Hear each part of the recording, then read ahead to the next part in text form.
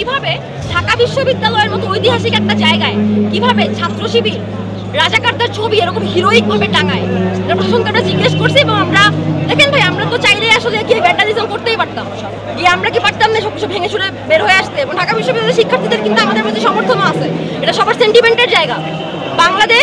বাংলাদেশের অস্তিত্ব, এটা বাংলা মানুষের সেন্টিমেন্টের জায়গা। তো আমরা চাইলেই এটা করতে পারতাম, কিন্তু আমরা এটা করি নাই। আমরা অগণতান্ত্রিক কোনো পদ্ধতিতে কিন্তু যাই নাই। আমরা প্রশাসনকে বলছি, প্রশাসনের সাথে আমরা অপেক্ষা করছি, এবং অপেক্ষা করতে করতে আমাদের এই টাইমটা লাগছে। দেখেন, ঢাকা বিশ্ববিদ্যালয়ের প্রক্টর ঢাকা বিশ্ববিদ্যালয়ের অভিভাবক, তাই না? সেই ক্ষেত্রে আমরা প্রক্টরকে জিজ্ঞেস করছি, মানে যখন ভিতরে যখন অ্যাসিস্ট্যান্ট প্রক্টর ছিলেন, অ্যাসিস্ট্যান্ট প্রক্টরের সাথে শিবিরের একজনের কথাবার্তা হচ্ছিল, তিনি বলছেন যে তারা নাকি প্রক্টরের অনুমতি নিয়েই সবকিছু করছে। তো আমরা প্রক্টর স্যারকে জিজ্ঞেস করলাম যে স্যার, আপনার কি পারমিশন নিয়ে এই ছবিগুলো লাগানো হয়েছে কিনা? উনি আমাদেরকে বললেন যে উনি এই ছবিগুলো লাগানোর ব্যাপারে কিছু জানেন না। তো এরপরে আমরা ওনার কাছে এই দাবি করলাম যে স্যার দেখেন, এইখানে যে ৭১ এবং ২৪কে মুখোমুখি দাঁড় করানোর একটা চেষ্টা করা হইতেছে, এটা খুবই স্পষ্ট। এবং আমরা যারা ৭১কে ধারণ করি, আমরা যারা বাংলাদেশকে ধারণ করি, এবং আমরা যারা একই সাথে ২৪কে ধারণ করি, আমরা কখনো এটা মানবো না। এই প্রোগ্রাম এখান থেকে বন্ধ করেই আপনার যাইতে হবে।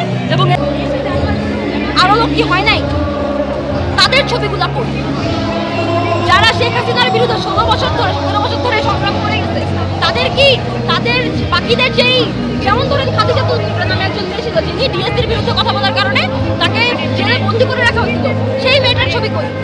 এদের ছবিগুলো কই? যে তনু খুন হয়েছে, ক্যান্টনমেন্টে রেপের শিকার হয়েছিল, তার ছবিগুলো কই? এই যে এগুলোকে বিচার হয় নাই। বসুন্ধরার আনবি যে মুনিয়াকে রেপ করছিল, সেই মুনিয়ার ছবি কই? এদের ছবিগুলো কিন্তু না। তারা সেই বেছে বেছে ছাত্র শিবির তাদের ছবি কিন্তু এখানে টাঙাইছে, যারা রাজাকার হিসেবে, যাদেরকে মানুষ চিনে। অর্থাৎ তারা চাইতেছে এই রাজাকারদেরকে হিরো হিসেবে পোর্ট্রে করতে এবং ৭১ এবং ২৪কে মুখোমুখি দাঁড় করাইতে। কিন্তু আমরা যারা দীর্ঘ ১৬ বছর ধরে, কিংবা ১৬ বছরের মানে এই জুলাইয়ের আগেও যাদের আওয়ামী বিরোধী সংগ্রাম শুধু জুলাইয়ে না, আমরা এটা কখনোই মানবো না। ৭১ এবং ২৪কে আমরা কখনোই মুখোমুখি দাঁড় করাইতে দিব না। ৭১ এর ধারাবাহিকতায় ২৪ হয়েছে, এবং ২৪ বাংলাদেশের ইতিহাসে একটি গুরুত্বপূর্ণ জিনিস। কিন্তু ৭১কে কখনোই ছাত্র শিবির চাক, জামাত চাক, আলবদর চাক, তারা কখনোই ৭১ আমাদের সাথে এক ধরনের বেইমানি, এবং ছাত্র শিবির এই বেইমানিটা সবার সাথে করতেছে। তারা দাবি করতেছে জুলাই তাদের, জুলাই এই রাজাকারদের, যে রাজাকাররা আমার দেশের মানুষের সাথে বেইমানি করছে, যারা দেশের মানুষের সাথে বেইমানি করছে, যারা